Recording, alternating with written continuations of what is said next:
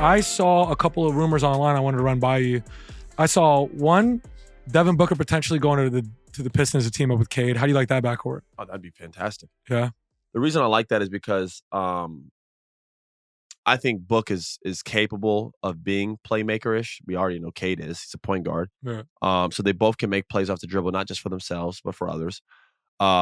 Devin is not a high-volume dribbling guy. He's not a guy who, like, over-dribbles.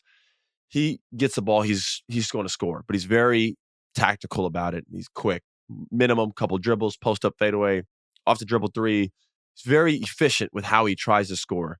So he's not a guy that requires a lot of time. Like, again, like as great as Luka is, as great as Shai is, Trae Young, these guys are going to dribble. They're going to get, you know what I mean? The whole offense is around them. Devin's a guy that you could just like put in a team. And he has a history of doing it. He did it for you. We said it for Kentucky. He was a sixth man. Came in and was like, played that role. He did it last year with the Olympics. Just played that role very well. He wasn't the best player, the second, the third, or the fourth, but he was very important for that team. It was huge in them winning that gold medal as a starting two guard. He was just sound. He didn't waste any dribbles, very tactical and efficient with his scoring. If he didn't have it, he was off it, moved without the ball. When he did go, he'd make it in one or two dribbles to the basket or with a pull-up. Very solid basketball player. So I think you could fit Devin in pretty much anywhere in the NBA. Yeah. Completely. He has one of those games that I really do believe you can put Devin on any team in the NBA and he's going to have success. I just really do believe he's that skilled and talented and efficient as a basketball player that he can do that. So teaming him up with a Cade would be box office. Not to mention, I think Devin has some Detroit ties too. He always wears Detroit hats, and he always has. He's always representing Red Wings and all. Is that what they're called?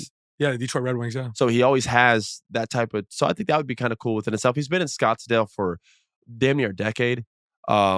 He's done his time there. It's only gotten progressively worse. Yeah. With his value still being so high, and even KD's being high, if I'm Matt Ishbia personally, I would move both these guys and start over. Yeah. And you could get a gangful of picks, trades, and possibly even young talent for those two players to where Phoenix is out the race for now, for the foreseeable future, but they could set themselves up to be a rebuilding franchise and competitive team in the long run very quickly here.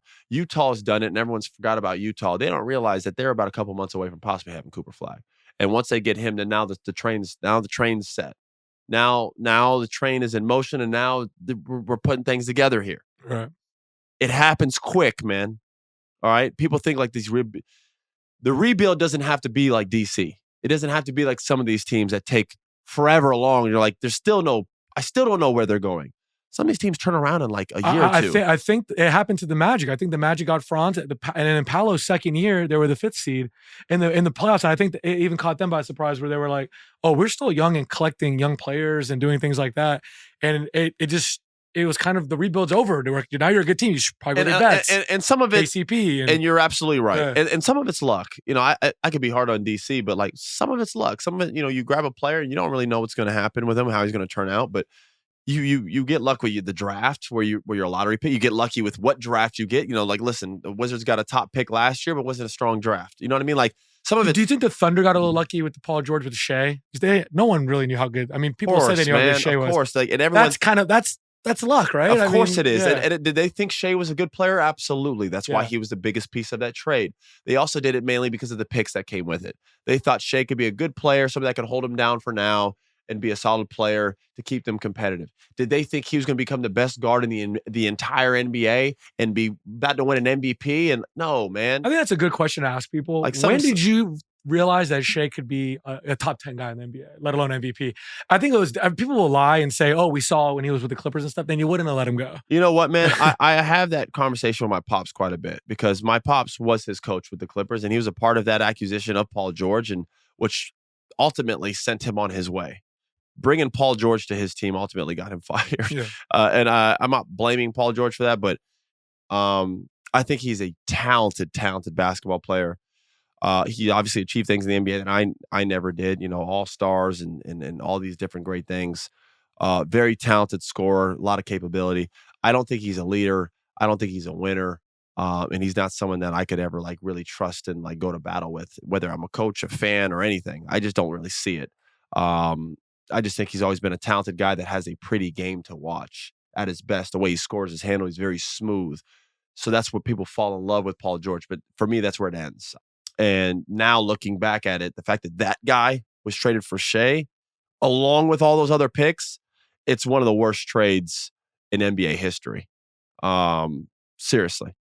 So it is what it is. I don't know how else to put that. No one thought Shai was going to be that good. And I talked to my pops even at the time. I mean, Shai's got good. He's talented because I thought he was talented. I never thought he was going to be what he is now. Yeah. So trust me, when they got Paul George, I remember like, damn, they got Paul, they got Kawhi. I remember telling my pops, y'all got a squad, man. Y'all going to be really good, thinking they made the right moves too. I think we all did. I thought we all were a little like, man, that's a lot of picks. And Shai, all right, well, he is Paul George.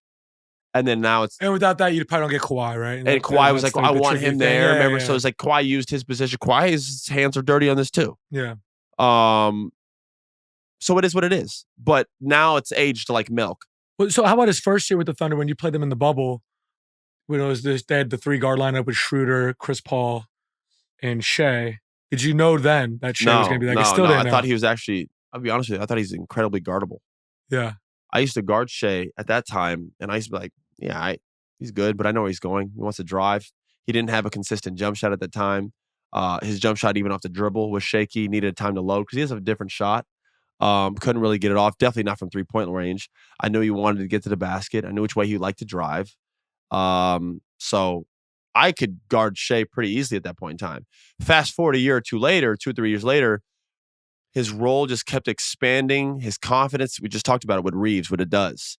His confidence expanded, his game expanded, his bag, his green light was brighter, it was neon at that point. Then I couldn't guard him. I kept getting in foul trouble. I couldn't read him. He's shooting post-up fadeaways. And one time he'd come on a break and full speed, stop and shoot a 3 and hit one. I'm like, all right, he's hitting threes now. Then I'd press up and he goes by me and he's Euroing and he's 6'6". So when he's out here, I couldn't block his shot and he's finishing off the glass. I'm like, bro, I couldn't guard him anymore. That was like the beginning of it. Yeah. My last year in Denver was like when I saw Shai, I was like, oh, this guy is fucking really good. And then even then, I thought that was his ceiling. He's stepped up 3 levels beyond that now. So where now he's like far ahead of everyone as the best guard in the NBA. There's not a person in the NBA that say there's a guard better than Shai. Like there used to be Shai, Luka, Shai. It's Shai. Now, that could change. Luka's been the best guard the past 5 years. Yeah. So let's give all credit to Luka first and foremost. Less than a year ago, he was in the finals and he beat Shai. He beat out Shai. Yeah. So Luka was the guy. But as of right now, it's been a weird year for Luka. Obviously, it has being been hurt, traded, being body shaming, the whole everything that's been thrown towards Luka's way. It's been tricky. Very true though. Yeah. All things being said, as of right now, I'd put Shai as the best guard in the NBA. Yeah. So yeah, he's just continued to climb, man, and he is just an unbelievable talent player. I love watching Shai play. Yeah. Just so efficient. I like Shai's game. It's prime NBA. He lives off middies, lives off get to the basket, get in the foul line. People call him a foul baiter, then stop fouling. Keep him in front. There's a lot of stars that have just as big a name as Shai. Why don't they get at the line as much? You think the rest huddle up before every game? Like, all right, guys, let's get Shai to the line as much as possible tonight. Let's keep doing it. No. Shai don't even have the biggest name in basketball. There's guys who have way bigger names than him in the NBA. Why don't they get to the line all the time? He's good at it. His father was on the interview on Gilbert Arenas' pod, I think, a couple of days ago, alluding to how they practice with him getting to the basket, how they use their body, and let the defense do its thing and foul. He constantly puts the defender in a position to where they don't know what to do but other than foul. So you got to give credit to him. I don't think anybody thought he's going to be this good. I mean, I remember when they traded him for Paul, my pops being like, man, I really like Shai. He's like, but it's Paul George, man. We got to do it. He's like, but we really like Shai. He's good. He's talented. He listens. And this is coming off. They had that competitive series versus the Warriors. Yeah. They were never going to win, but they made it competitive, like Pat Bev and Lou Will and Montrez. And Shai he was young out there like scoring. You could see some of those moves. Some of these clips have resurfaced back of that series of him driving, doing those alternate spin moves, kind of finishing on people. And everybody's like, it was there. We just didn't think. And this goes back to what we always say. Situation is everything in the NBA. All right. Shai doesn't go to OKC. I don't know what Shai's doing right now. Victor Oladipo still with the Thunder. I don't know. He goes to the Pacers. He becomes one of the most prolific players before his injury. Like, this is what happens, guys. Yeah. Austin Reeves, a guy that people didn't know, but they've instilled nothing but confidence in him. Look at us just growing. Yeah. You need that. When you don't have it, I don't give a fuck how good you are. You could be as talented as a Thompson twin. You put him in the wrong situation, he ain't gonna do shit. So that matters. We talk about people knowing, though, that how good a player is, even before they are that good in the games. They have him in practice. Like the Celtics signed Peyton Pritchard. They knew he was good before he became really good in the NBA and stuff like that. The Clippers obviously knew Shai was talented. Your dad knew he was talented. Had to let him go. And then when you had a guy like James Harden, the Thunder knew. Sixth man of the year, but they knew what he had. And like it was first 2 games with the Rockets, he had, what was it, like 39 and 40 or something. So a lot of these teams know. We've talked about that before on the pod. A lot of teams know what they have and how good. And your dad knew how good Shai was. But I don't remember anybody when they got Paul George and Kawhi Leonard saying, they got rid of Shai. No, you know what I mean? Like everybody was like, they got Paul George and Kawhi Leonard. So at the time, it's easy to say it's an awful trade, but at the time, everyone was really excited for the Clippers. Yeah, for sure. I mean, that was prime Paul George. Yeah. And again, we didn't know how good Shai was. No one did. Yeah. People thought they had hopes and glimpses of him being a talented player. No one thought he was going to be an MVP of the NBA. Right. Shai's continually just gotten better and proved everybody wrong. Paul George has done the exact opposite. So I'm going to leave it at that. If you don't have any questions about that, go look at a Philly game or a Philly situation. It is brutal over there.